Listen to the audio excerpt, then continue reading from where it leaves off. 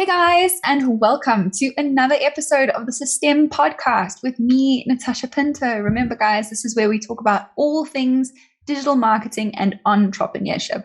So today, our guest is Jozelle Tech. She is a personal brand specialist and the CEO and founder of The Rolling Media. But you're also a disability advocate, mentor, and content creator. So welcome, Jozelle. We're so excited to have you. Thank you so much, Natasha. I can't believe with the simple conversation we had on LinkedIn, we were able to be on this podcast today. And I'm so excited to be with you guys. And I hope you get to learn a thing or two from me. Oh, I think I will definitely learn a thing or two from you, probably more than two things. So what I always like to start with is I like to ask our guests how they got to where they are today, because often entrepreneurship isn't a smooth journey. Starting your own business or even working as a freelancer sometimes happens by accident. So what's your history? Take me through where you started and how you got to where you are. Okay, awesome.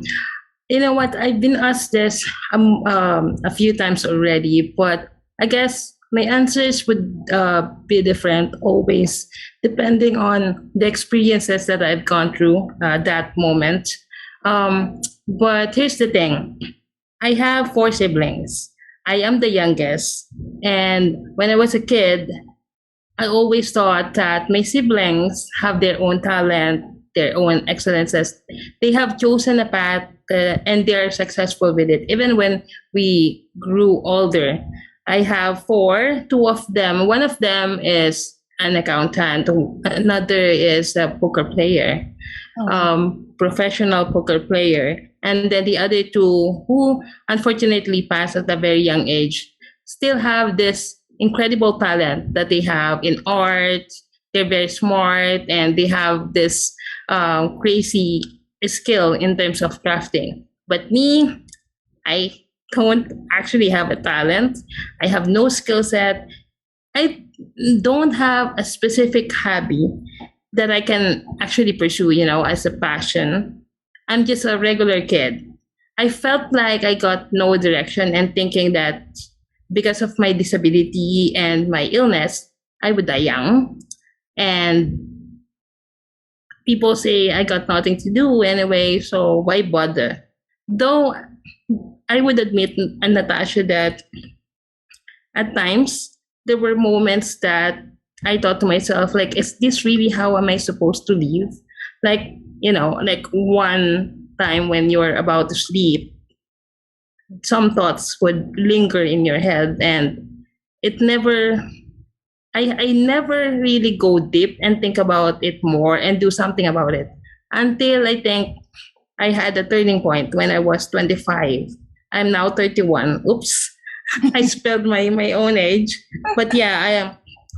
Until I had a turning point when I was 25, where I was in a very dark place. Like nothing is really going well with me in terms of my personal life, my relationship, money, the career that I have. I was still online job employee back then. I was a freelancer. I work 9 to 5 for an Australian company. Somehow, it has triggered me, and it questioned myself and the life that I was living. So one day, because I always, I'm not sure if you guys can relate to me, but there are days that you would just be lying on your bed, tuck in, and be ready to sleep, and then somehow you can't sleep because your mind won't stop. And one time I just told myself, like, you know what? I wanted to become world class at something. I want to be known for one thing and be really amazing about it. Even though I don't have the specific skill set or that talent, I would learn it. And I just really have to figure out what and how to do it. Because at that point, I really wanted to live my life on my own terms, not to what the society and my illness have been dictating to me or shoving in my face. And lastly, I wanted to change the stereotype perspective to people with disability. So what I did was I put in the work. After I graduated, I started working when I was 18, and then I entered the online industry, the online work industry. It wasn't 12, 13 years ago. It wasn't that booming. Yeah. People don't understand it yet, right? So I try to get different sorts of jobs that I could take. I really started from the very bottom, doing the very basic of online jobs, from data entry, doing assistance, virtual assistance, little design jobs here and there, and then eventually I get to have my full-time job, and then I jump from one company to another company, and then I was just surprised that I was able to, learn the ins and outs of the business. But I think, Natasha, I think I will never be on the dreamland. As life for me is always a work in progress. Mm-hmm. But at least I want to be able to tell myself on my deathbed, whenever it's going to happen, that I have truly lived, and every dark places that I've gone through was worth passing through. I think that it's an incredible story, and I think a lot of people, more people than you know, relate to that, because while not as many people are suffering from a physical disability like you do, there are people who suffer from mental disabilities. And I think kind of that's the fact that you've managed to anyway push through to kind of live life on your own terms is incredibly inspiring. And on top of that, you've made it part of what you do. What the Rolling Media does is you work really hard to help people who want to live on their own terms, who want to live passionately and authentically.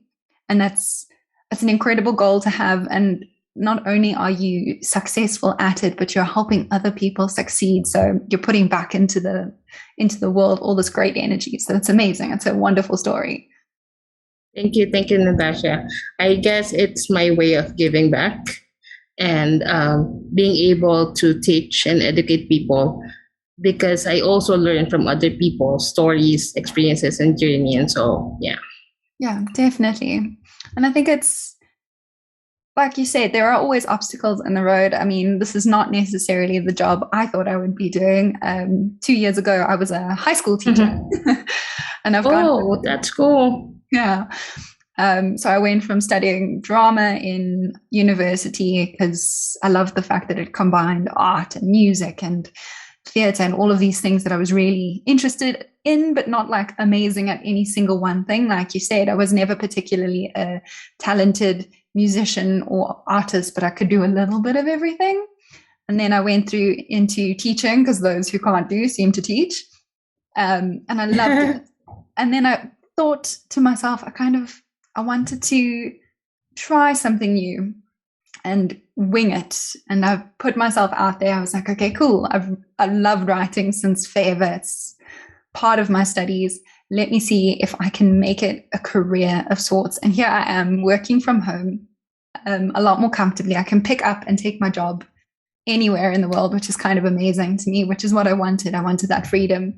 And yeah, I get to meet the most incredible people as well. So I think there is some benefit to this interesting online world that people understand a little bit more of today. Right. You're definitely right. Being able to meet new people through this podcast is really a significant part of one's career. And I'm so happy that you are enjoying this. I'm absolutely loving it. So my next question is about the obstacles that we suffer. So obviously the road for entrepreneurship is never smooth. So how do you manage any obstacles and setbacks that you find in your career now that you've achieved a certain level of success? How do you manage them? Right.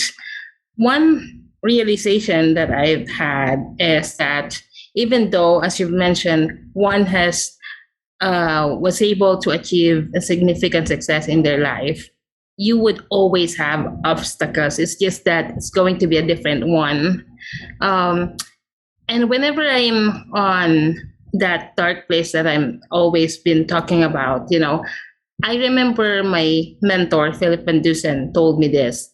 Sometimes anxiety comes from knowing that you are not doing everything that you should be doing to get the life you deserve. And it stuck to me. So, with that, I came to realize that every time I'm in a dark place, every time there's obstacles, I would tell myself that I am the reason that I am here, no one else. So that means I am also the one person who can take me out of this place. I am the driver of my life. So having that acknowledgement keeps me going and finding the way to go through every obstacles, roadblocks, wrong turns that I have had in my life. And I'm not telling that it's easy, it's really hard, but I know it is manageable as long as you keep moving forward. And you're right, I really incorporated my life, my learnings and experiences with my business. That's why I called it the rolling media. Rolling is not just about the wheelchair that I have, but rolling is for people, for us to support them to keep moving or roll forward. I love that. I love the analogy of like keep rolling forward, keep moving, to not get stuck. Because I think what happens to lots of new entrepreneurs is they get a little bit of success, they see a little bit of income, and then suddenly there's a roadblock and they think, oh no, I can't get past this, and they give up.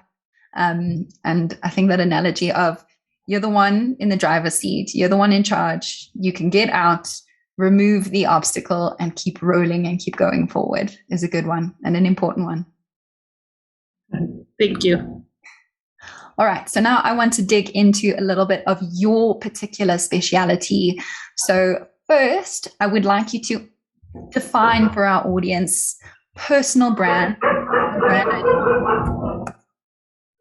Okay.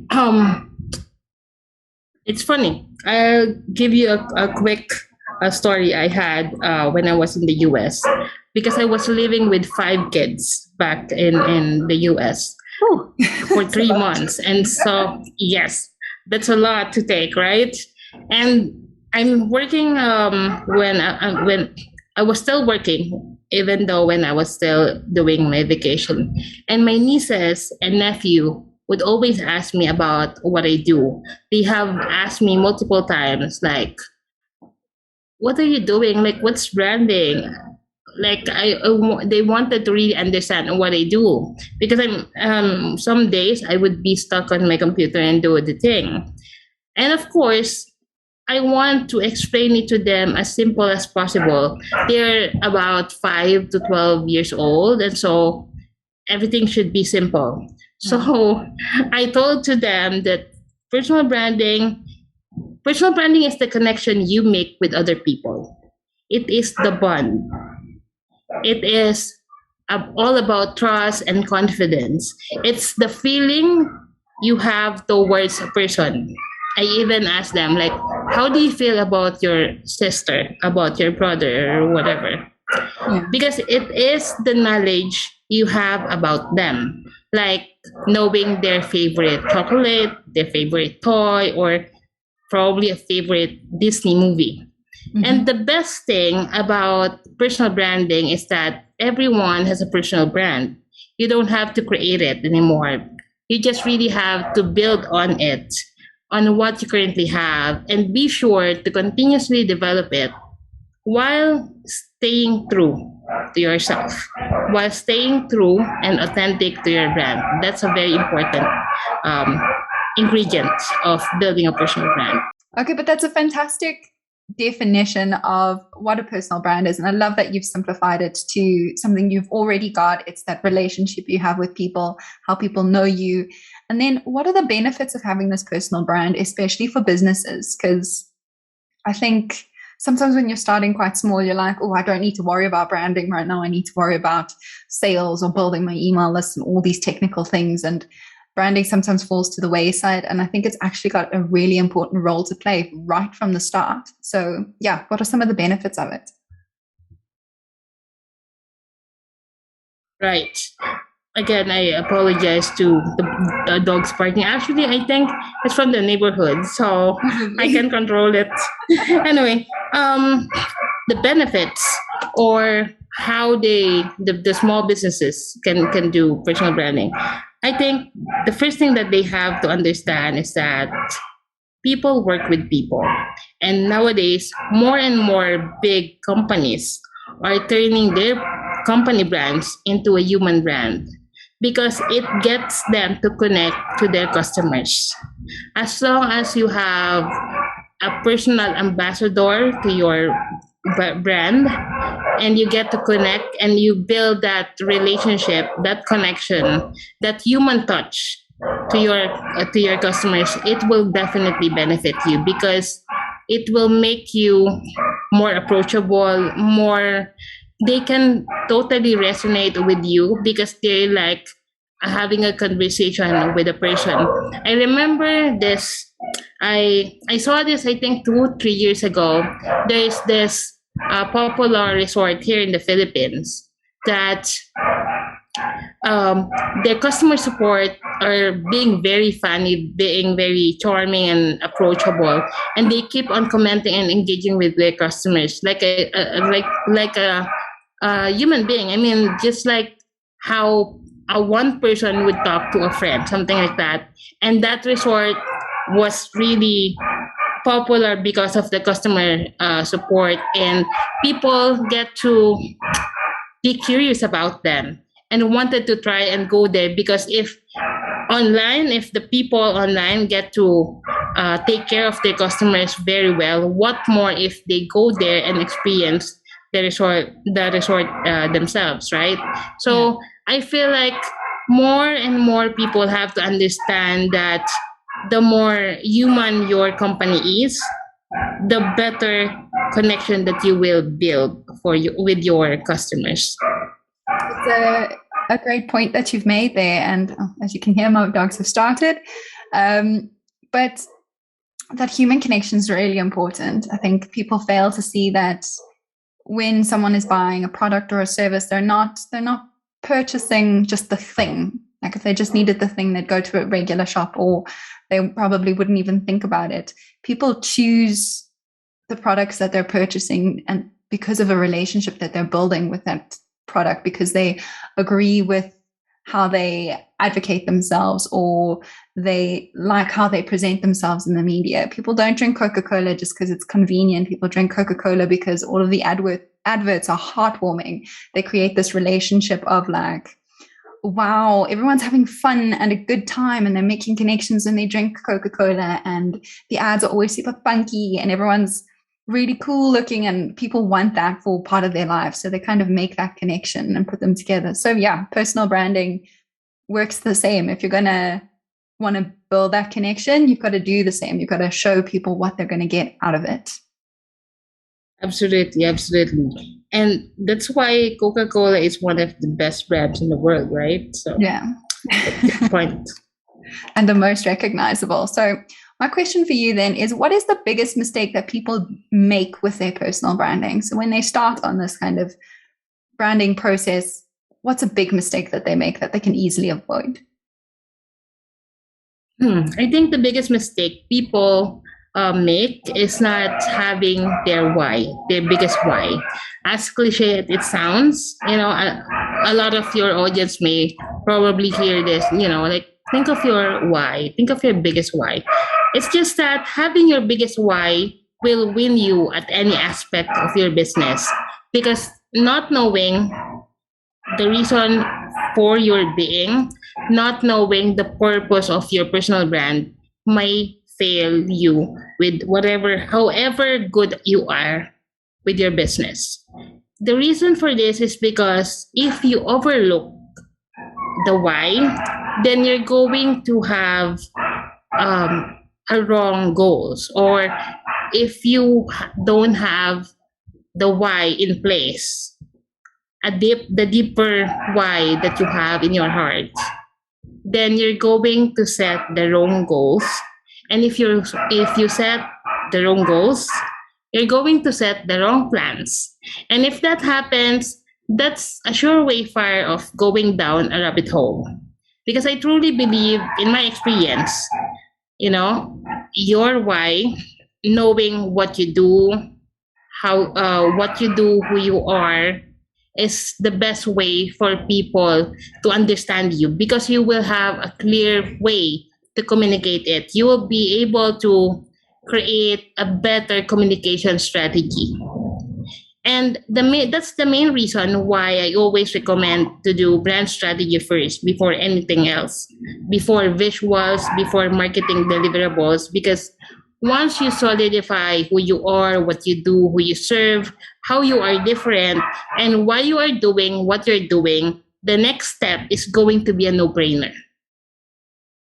Definitely. It makes it a lot easier for you to align everything else in your marketing strategy if you have an intrinsic and like deep understanding of who you are and why you are doing what you are doing. Now, you break brand strategy up into these personal brand, into these two pillars. Can you explain them for our audience? Because I think it gives them a better understanding of a way to look at it in a more manageable sense. Right. So we believe that there are two pillars of building a vivid, impactful, and trusted personal brand. And these are, number one, is strategic design. The aesthetic choices in strategic design are driven by the results to be achieved. Like when you design an ad, a graphic, a social media post, what result are you wanting to have? As VanDusen said, without strategy, design is purely a beauty contest. It may or may not get your customers to do or to buy what you want them to do. So each design we produce for our clients must not only be beautiful, it must also be intentional, purposeful, and strategic. Now, the second one is creative content.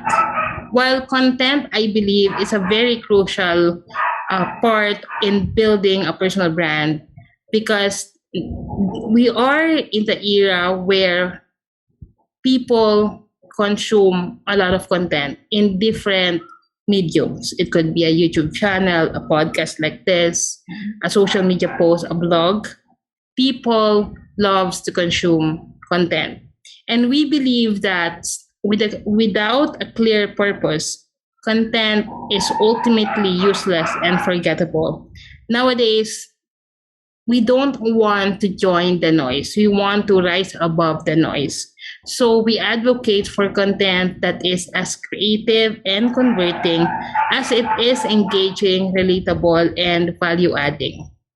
Because these two things, the design and the content, will help you again connect with your customers.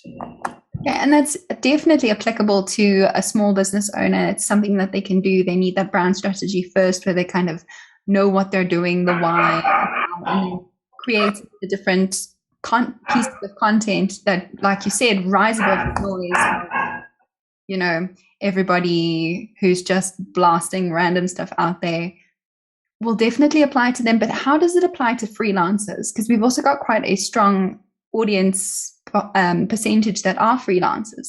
So how can you apply personal brand identity to them to make their business successful? Well, you know what? I think these two can be implemented to any businesses. And I believe freelancers are also entrepreneurs. They also have their business. They are service providers. So to small businesses and startups or solopreneurs or freelancers, the thing is, while you know that creative content and strategic design plus strategy are important factors of building a personal brand or a brand itself, one thing that I want them to really understand or to know that is important and not to overlook is to be purposeful and intentional at the very beginning of their business or career. It is a lesson that I have learned the hard way when I was starting out. So my advice to them is to make sure that they focus on creating content and design that bridge the gap between your customers and your products or services. Because I was also a solopreneur or a freelancer back then before I built the rolling media. And these pillars have helped me stand out from a crowded marketplace because I work with online business coaches and we know how saturated the market is, but there's always a way to differentiate yourself, especially when you know your foundation and then you apply it to your content and design. Okay, thank you. And you've touched a little bit on the fact that so rigorously through different mediums, and social media is a big one of those. I mean, everyone at the end of the day takes out their phone and sits on Instagram or TikTok or whips out a YouTube video if they need to quickly figure something out. I was having my own issues with Zoom this morning, so I sat on YouTube trying to fix what I was doing. And we consume content, and especially through social media, it's made it so much easier. There's this platform where there's a variety of media. You no longer have to sit on Google and search through it and go through all the results. You can just pop in exactly what you want on a particular platform and it'll show you what it is. So obviously social media is quite important. How do you apply it to personal brand? Yeah, I think due to pandemic, I can say that 80 to 90% of businesses turned digital because they got no choice, like a lot of people have contacted me, like people in finance, real estate, insurance, all these people who have been working in person needed to turn their business or career online. Plus the fact that during the time of quarantine, millions of people were stuck on their screens. So social media today is an integral part of a business. It is the best way to connect to your customers, and the way you can combine your personal branding and social media all together is just really sharing your story. Show up to social media. And this is something that I always recommend to my clients. Have your profile optimized and clean up all across platforms, but focus on one that you know where your market is staying, one that you are comfortable to share your life, your story, your business, your knowledge, everything about you, because it would have a greater impact and you'd be able to grow exponentially if you focus on one social media platform. But I could always say that you can always repurpose your content to other social media platforms, so that at least if someone contacted you on Instagram but you are focusing on Facebook, at least you have your profile set up there. Because not all are on Facebook, not all are on Instagram. People have their own preferences as well. But being able to stick to one and grow it first, one by one, build on it, and until you get the results that you wanted to have for that particular platform, then you can move on to another platform. So I think it's the most effective way, at least for my clients, that's the most effective way for them to grow on social media and be able to touch other people's and connect with them. So yeah. Yeah, definitely. And social media gives us this ability to everywhere. I mean, you and I are thousands and thousands of miles away. We made a connection on LinkedIn because of a former podcast that I interviewed, who's your mentor, and somehow that we've managed to end up here, which is great. Awesome. Yeah.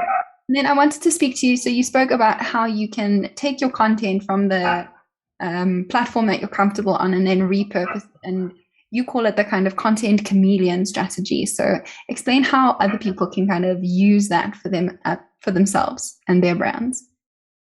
Yeah, basically, the content chameleon or the repurposing service takes your valuable video or audio content or blog and creates multiple ready to post creative assets that maximize the original contents and widen the reach and maximize its visibility across platforms. It's called as such as a chameleon, like a chameleon that changes its colors because your original content is able to blend into different platforms and cater to wider audience while retaining its original value.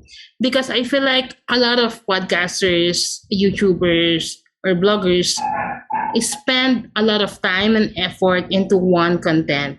And it's a shame if they won't be able to really maximize the time and effort and money investment that they have invested on it. So we recommend to maximize and repurpose it and be sure to have the utmost value that it can have to through different platforms or mediums.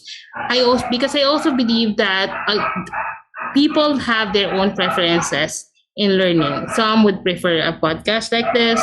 Some would prefer a visual like a video or a graphic or an infographic.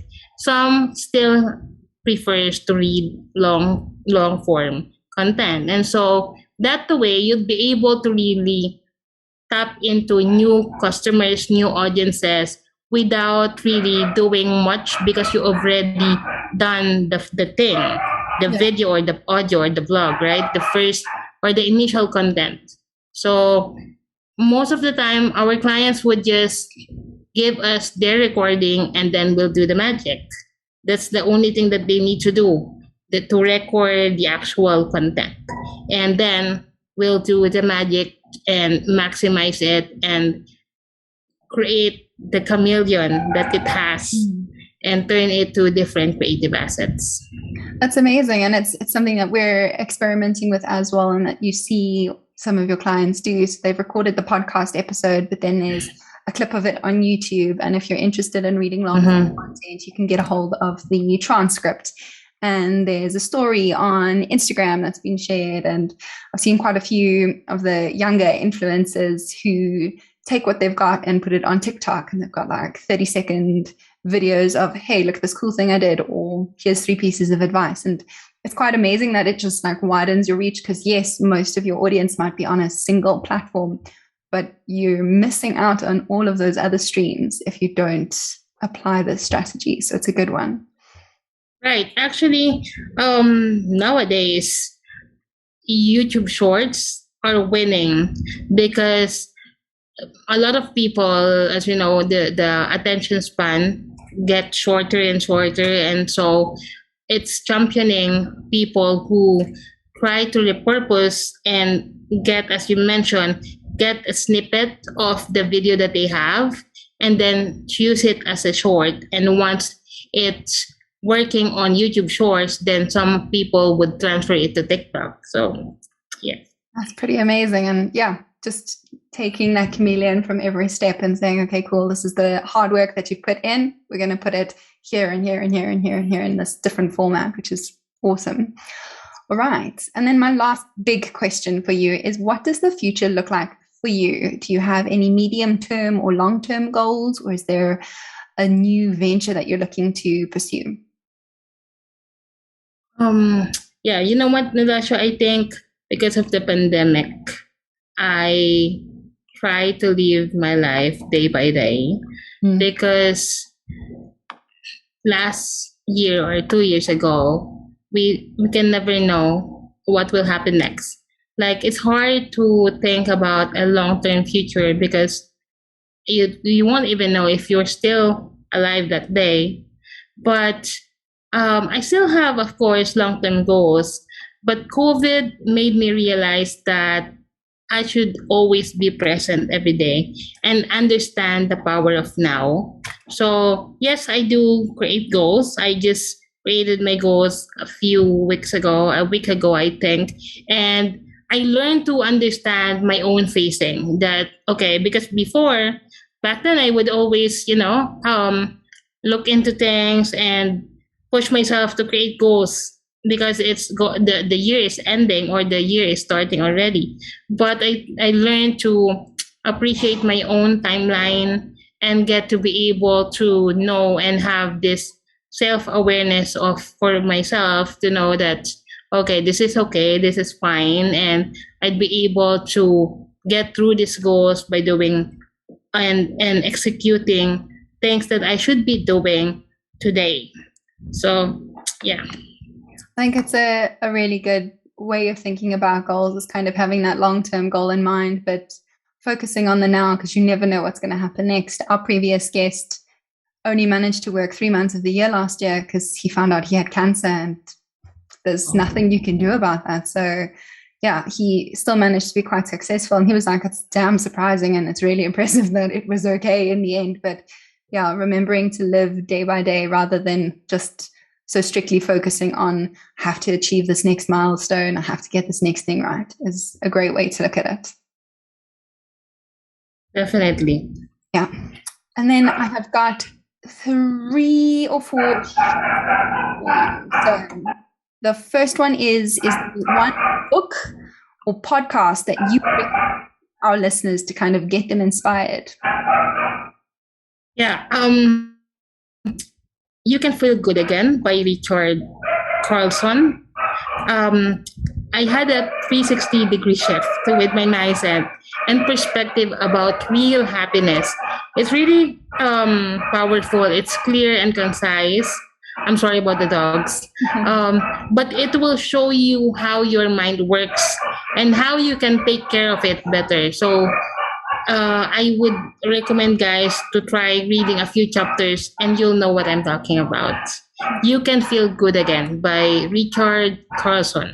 Okay, perfect. You Can Feel Good Again. I like that. I'm definitely going to look into that.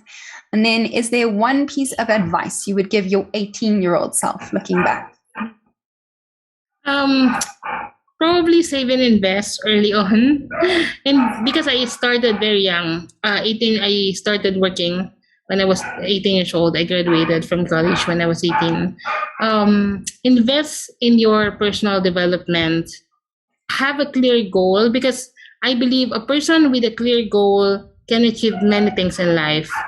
And lastly, this is something that I would still advise myself up to date, is you don't decide your future, you decide your habits, and your habits decide your future. So make sure to build the great habits and be disciplined about it. Yeah. Right, definitely. And then a tricky one, who is your favorite brand or personality that you've worked with? I have my favorite, of course, and that would be VanDusen. One, because he's my mentor. I get to learn from him, his story. I get to understand the real meaning of mentorship because of Philip.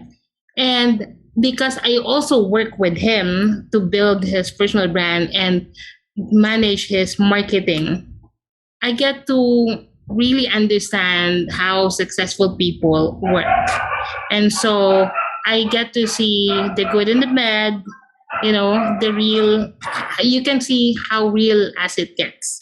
So, yeah, it's pretty cool working with a guy. But the great thing about working with online business coaches, some of them, either I work with them first and then get them as a coach, or they are my coach and then eventually we build trust, and eventually they would turn to me and build their personal brand even more.